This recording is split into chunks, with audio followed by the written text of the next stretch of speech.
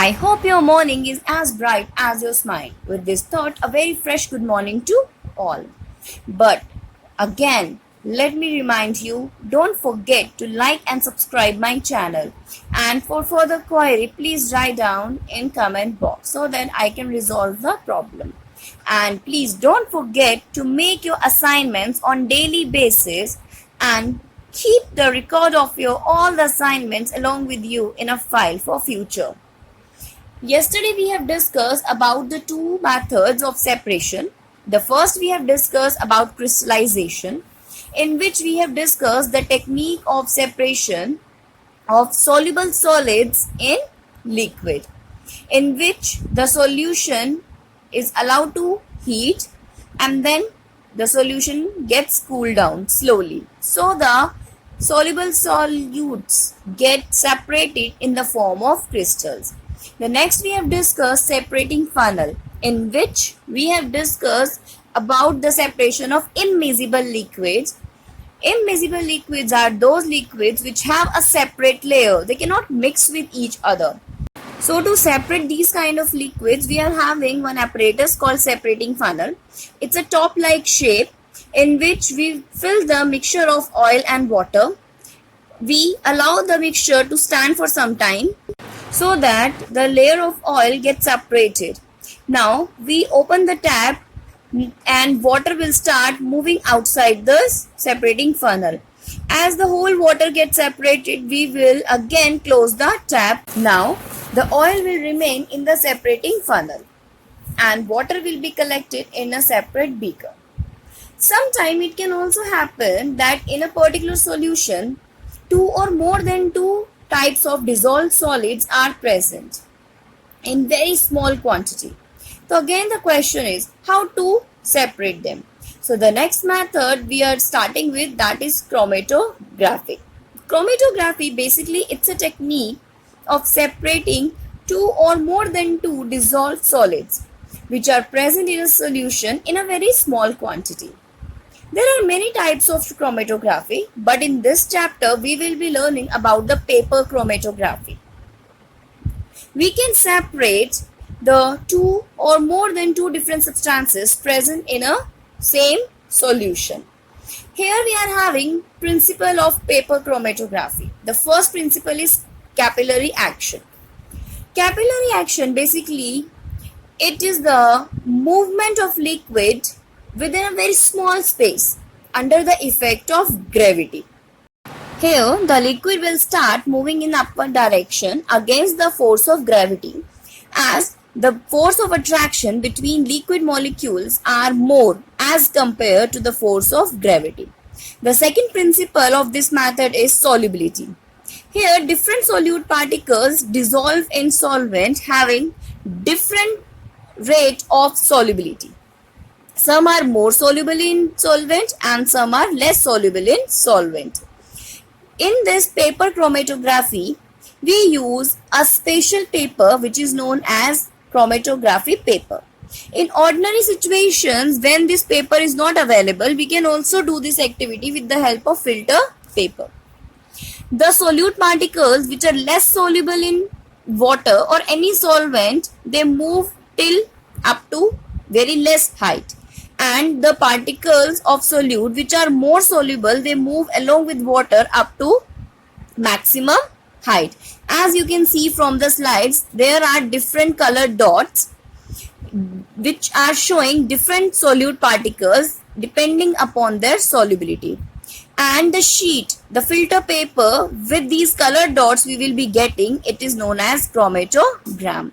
Let us understand it with the help of upcoming video.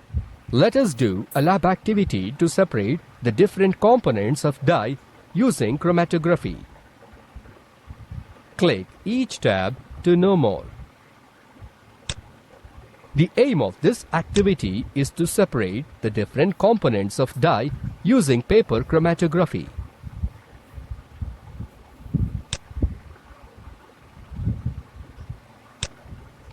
The materials used in this lab activity are beaker, pencil, black ink bottle, filter paper, sellotape. Take a thin strip of filter paper. Draw a line just above the bottom of the filter paper using pencil. Put a small drop of ink at the center of the line.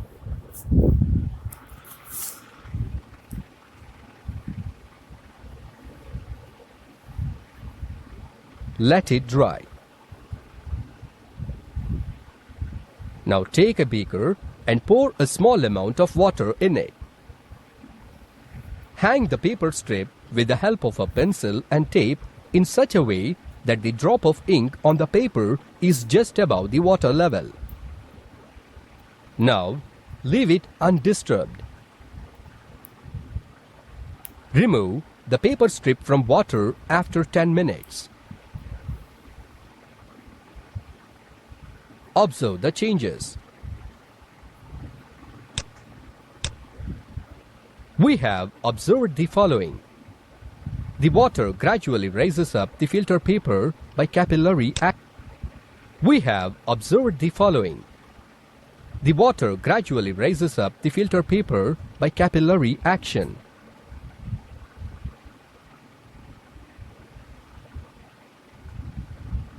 As water moves up the paper strip, it takes along the dyes present in ink.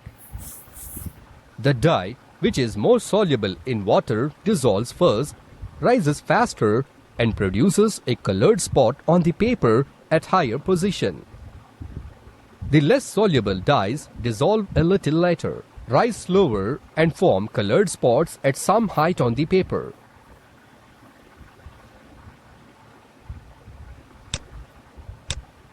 From this activity, we learned that we can separate two or more different substances present in the same solution.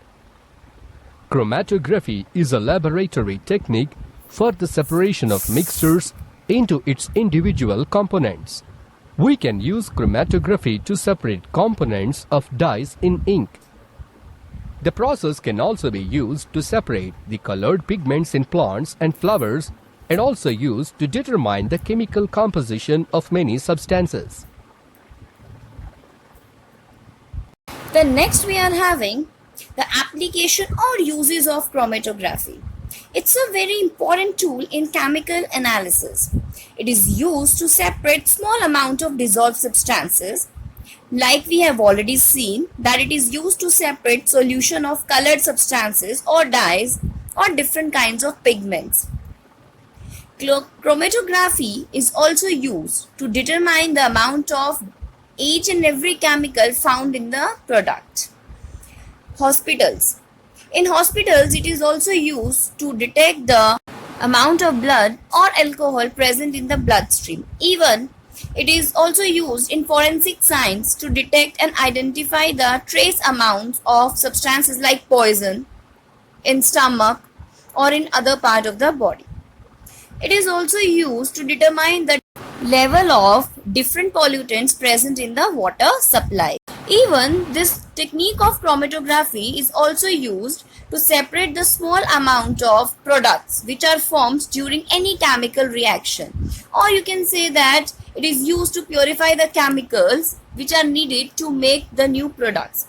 I hope you all have understood today's topic, that is chromatography. Now, you are having these 3 questions to do in your assignment notebooks.